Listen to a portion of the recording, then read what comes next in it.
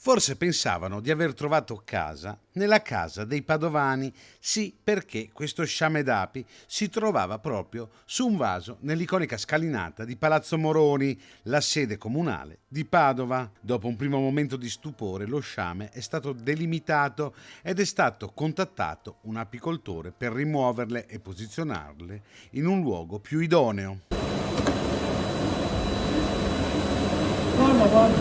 Ad intervenire il signor Guglielmo Massaro, apicoltore per hobby, che con la sua attrezzatura, in poco più di 15 minuti, ha rimosso lo sciame che si era depositato sulla scalinata.